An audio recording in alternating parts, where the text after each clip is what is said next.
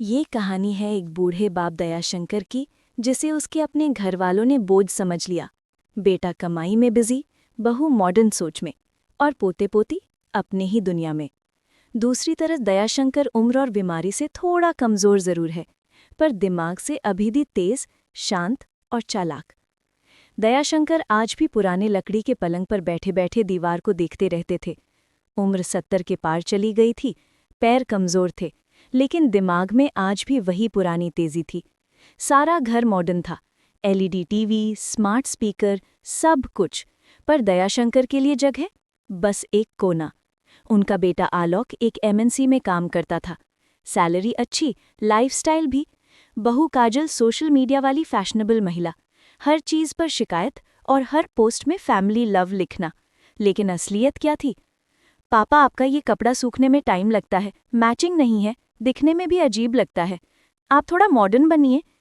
काजल रोज कुछ न कुछ बोलती, आलोक हर बात में बस एक ही बोलता, काजल जो कह रही है सही कह रही है पापा, थोड़ा एडजस्ट कर लीजिए। एडजस्ट किस हद तक? दयाशंकर के कमरे की लाइट भी टाइमर से चालू बंद होती, बिजली बचाने के नाम पर। खाना भी बचे कुचे में दिया जाता।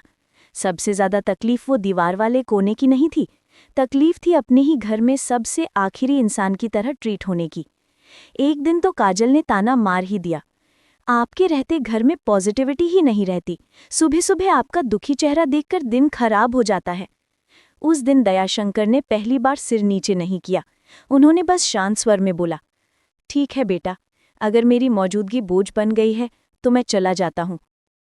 आलोक ने तुरंत कहा, मतलब कहाँ जाओगे पापा? हम कुछ गलत नहीं कह रहे, बस थोड़ा जगह का एडजस्टमेंट चाहिए। लेकिन जगह का एडजस्टमेंट धीरे धीरे घर से बाहर तक पहुंच गया। अगले ही हफ्ते, पापा कुछ दिनों के लिए मामा के यहाँ चले जाइए ना। और दयाशंकर समझ गए, उन्हें जाने के लिए नहीं कहा जा रहा, निकाला जा रहा है।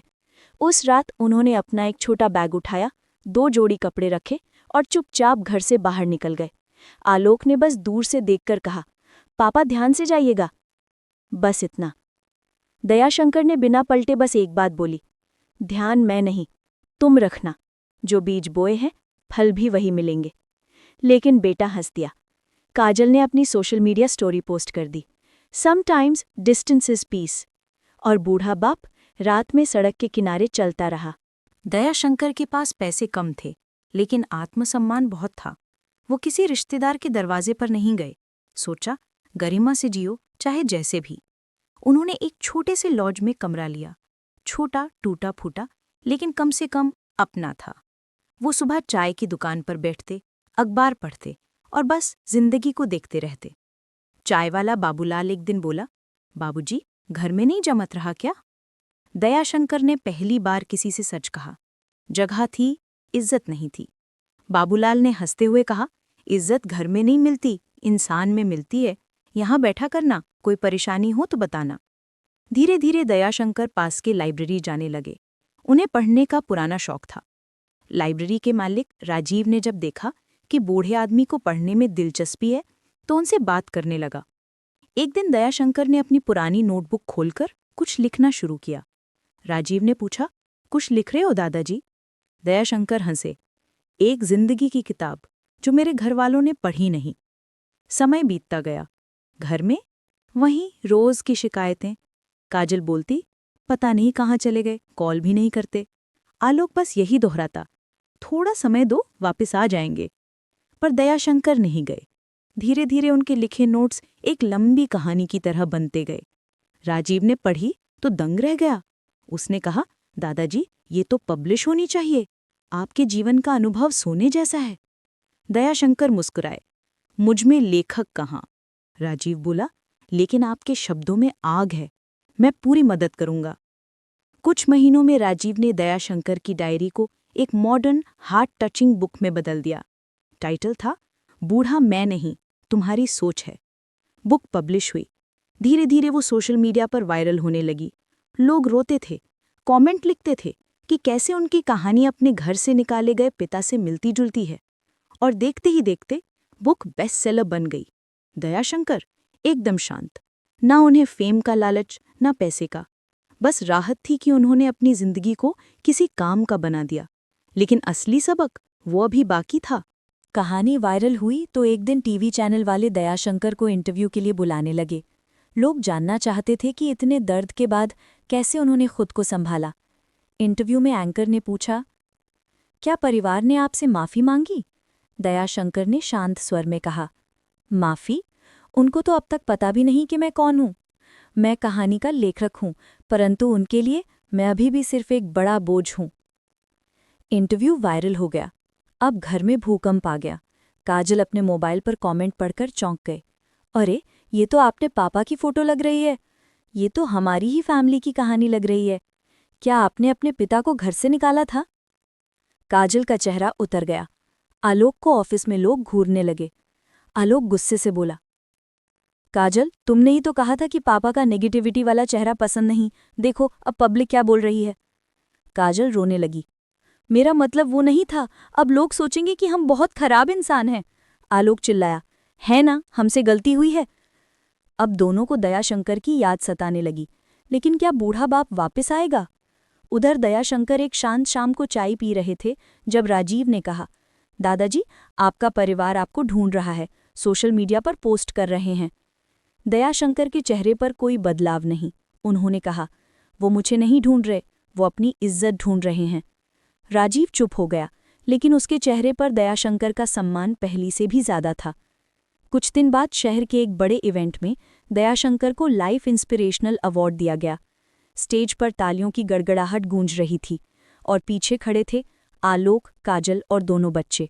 सबकी आंखों में शर्म, दम घुटता हुआ सा एहसास। स्टेज से उतरते हुए दयाशंकर ने उन्हें देखा भी नहीं। आलोक रो पड़ा, पापा, एक बार बात तो सुन लीजिए। काजल बोली, हम सच में शर्मिंदा हैं। दयाशंकर ने सिर्फ एक वाक्य कहा, शर्म इज्जत आने के बाद बढ़िया लगती है, इज्जत जाते वक्त नहीं। और वो आगे बढ़ गए। आलोक वहीं खड़ा रोता रहा। काजल जमीन पर बैठ गई। लेकिन कहानी अभी खत्म नहीं हुई थी। सबक अभी देना बाकी था। कई हफ्ते बीते। आलोक रोज लॉज, लाइब्रेरी और चाय की दुकान घूमता, पर दयाशंकर नहीं मिले। एक दिन दयाशंकर खुद घर पहुंचे। दरवाजे पर खुशियां नहीं, डर था। काजल भाग कर आई, पापा आप आ गए, प्लीज अंदर आइए। दयाशंकर बोले, अंदर तो तब आता जब ये मेरा घर होता। आलोक हाथ जोड़कर खड़ा था, पापा हम सच में बदल गए हैं, हम माफ़ी चाहते हैं। दयाशंकर बोले, बदलाव माफ़ी के शब्दों से नहीं, व्यवहार से साबित होता है। उन्होंने घर के अंदर कदम नहीं रखा, बल्कि बाहर ही सबको बुलाकर कहा, मैं तुम सबको एक आखिरी सीख देने आया हूँ। हालात खराब होने से इंसान नहीं मरता, इंसान तब मरता है जब अपने ही उसे बेकार समझ लें। काजल रोते हुए बोली, हमने गलती की, बहुत बड़ी गलती। दयाशंकर ने कहा, गलती इंसान से होती है, लेकिन इंसान वही है जो उसे मान ले और सुधार ले। उन्होंने एक लिफाफा आलोक को दिया। आलोक खोले, उसमें दयाशंकर की नई खरीदने वाली छोटी सी स्टाइलिश फ्लैट की चाबी थी। ये क्या है पापा? दयाशंकर ने कहा, अब मैं वहाँ रहूंगा, जिंदगी के बचे दिन इज्जत से बिताऊंगा। तुम सब चाहो तो मिलने आ सकते हो, लेकिन जिस इज्जत के बिना मुझे निकाला गया था वही इज्जत लौटाकर आना। आलोक फूट फूट कर रो पड़ा, काजल भी। लेकिन दयाशंकर ने पहली बार मजबूत आवाज में कहा, प्यार मजबूरी से नहीं चलता, और इज्जत वो तो दिल में होती है, जबान पर नहीं। वो मुड़े और चले गए, धीमी चाल पर सिर ऊंचा। घरवाले समझ गए, लाचार बाप नहीं हारता, अगर उठ खड़ा हो तो उसका सबक जिंदगी भर चुभता है। दयाशंकर अपने नए फ्लैट में शांति से रहने लगे। कभी कभी परिवार आता, इज्जत से बात करता, धीरे धीरे रिश्ता ठीक होने लगा। लेकिन एक चीज हमेशा याद रही, बूढ़ा होने का मतलब बेबस होना नहीं, और बाप की खामोशी कभी कभी सबसे बड़ा सबक होती है। दोस्तों, अगर आपको ये कहानी दिल को छू गई तो वीडियो को लाइक करें, शेयर करें और चैनल को सब्सक्राइब करना ना भूलें।